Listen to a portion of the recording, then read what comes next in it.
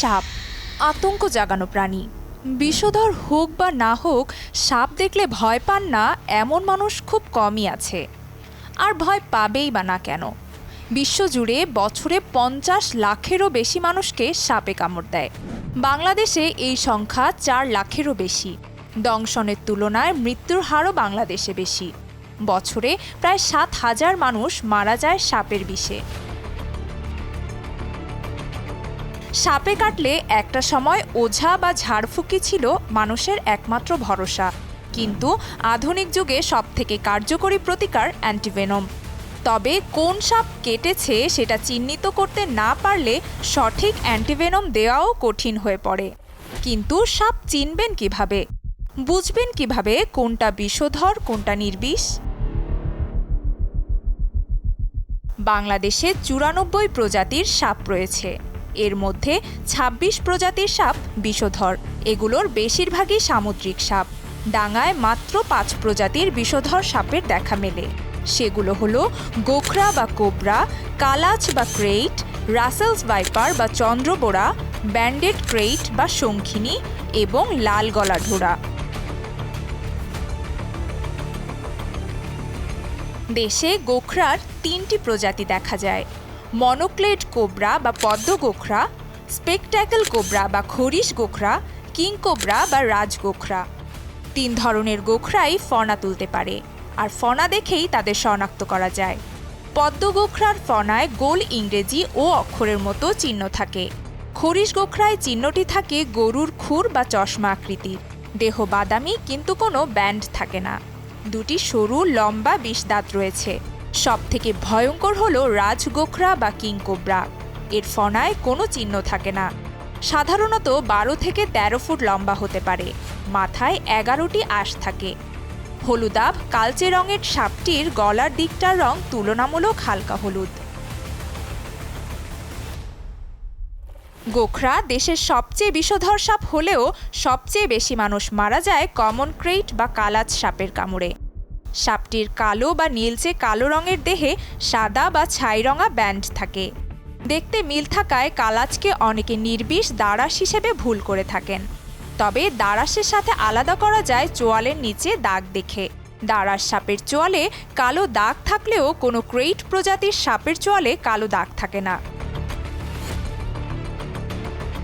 দেশে এখন আতঙ্কের আরেক নাম রাসেলস ভাইপার বা চন্দ্রবোড়া। বৃহৎ আকারের সাপটি অনেক দূর থেকেই আক্রমণাত্মক হয়ে ওঠে। এর গায়ে গোল গোল বলয়ের মতো থাকে, লেজ বেশ খাটো। অনেকে এটিকে অজগরের সাথে গুলিয়ে ফেলে। এদের বিষ হেমোটক্সিন প্রকৃতির হওয়ায় সহজেই মাংসে পচন ধরে আক্রান্ত ব্যক্তি মারা যায়। একসময় বিলুপ্ত হিসেবে চিহ্নিত সাপটির সংখ্যা দিন দিন বাড়ছে।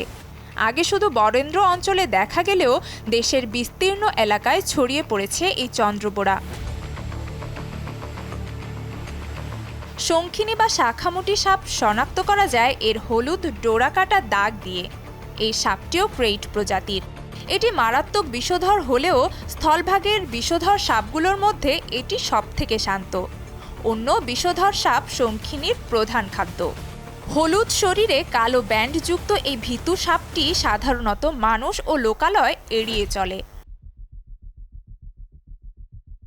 ঢোড়া সাপ যে নির্বিষ সেটা কম বেশি আমরা অনেকেই জানি, কিন্তু ঢোড়ার মধ্যে লাল গলা ঢোড়া অত্যন্ত বিষধর।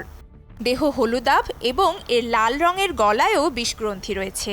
এর সংখ্যা অপেক্ষাকৃত কম হলেও মাঝে মধ্যেই দেখতে পাওয়া যায়। সমুদ্রে বিষধর সাপের সংখ্যা স্থলভাগের চেয়ে বেশি। এসব সাপের মধ্যে সিক্রেইট বা হলুদ মুখ সামুদ্রিক কেউটে এবং বড়শিনাক সামুদ্রিক সাপ বা হুকড নোজ অন্যতম।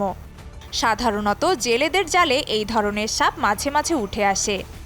বর্তমানে সমুদ্র সৈকতে ইয়েলো বেলিড সি স্নেকের মতো মারাত্মক বিষধর সাপও ভেসে আসছে। বিষধর সাপ কাটলে তার পরবর্তী 100 মিনিট খুবই গুরুত্বপূর্ণ।